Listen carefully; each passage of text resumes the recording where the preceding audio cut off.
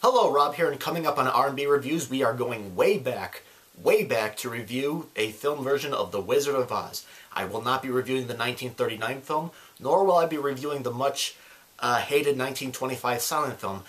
We are going back 100 years to review the 1910 version of The Wizard of Oz. I am not kidding.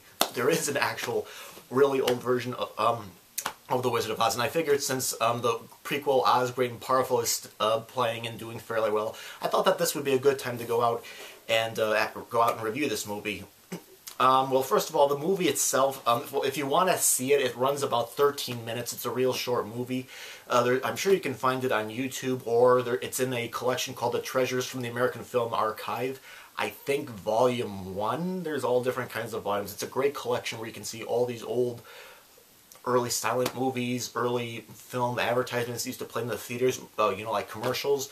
And I know some 1939 film special DVD editions has it as their special features. Again, I don't know which one. I mean, that movie's probably had more special editions than any other film out right now. But anyway, this version of the Wizard of Oz from 1910, it's more like a selected scenes from the book as opposed to a whole feature film, because at that time most films ran about 10, occasionally 20 minutes. It wasn't until D.W. Griffith came in that he made actual, what we call now, feature-length pictures. I think it was felt that people would not have been able to sit through a really long picture at that time.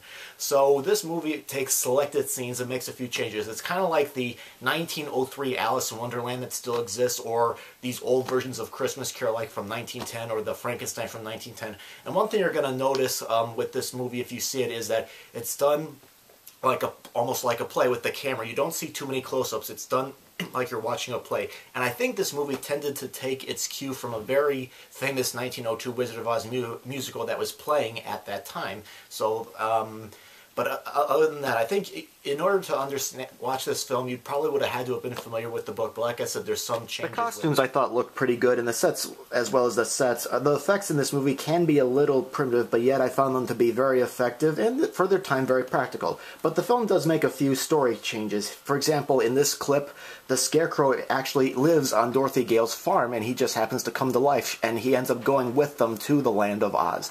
Another change is that there's more animals in this movie. In the book and in the 1939 film, you only have Toto, the dog. But in this movie, you also have a character called Imogene the cow, and you also have a donkey that comes with them.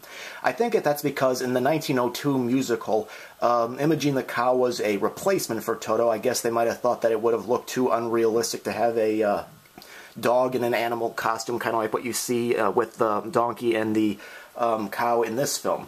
I think, but in the end, they ended up having the cow in the 1902 musical, and when this movie was made, they ended up using pretty much all of them. A problem that I have with this movie is that there's just a little bit too many characters to keep track of, and as you can see in this clip, the Oz guards are dancing chorus girls. Again, they're probably taking their cue off of the musical, and in this movie, the wizard is actual human, pretty much, but you actually see him there.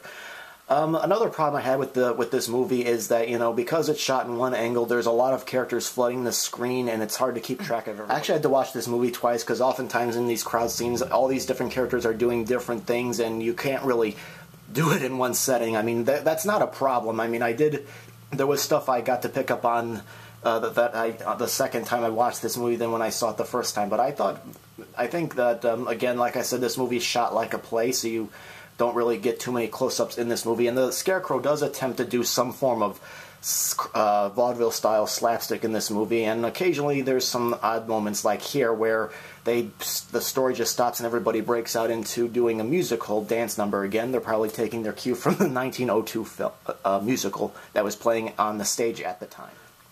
But overall, despite the, you know, flaws that were with this movie, I did think it was a charming and entertaining movie, and again, even though it's not a feature-length picture, I think you definitely get the story across it with the changes. So I thought it was a very nice version of The Wizard of Oz, and if you are a big Wizard of Oz enthusiast, and if you haven't seen this movie, I do recommend giving it a watch. It's just a quick, you know, it's not a long movie, and if you end up watching it a couple times, I think you'll end up enjoying it very much.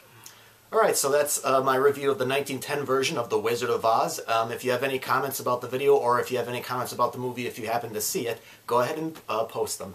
Thanks very much.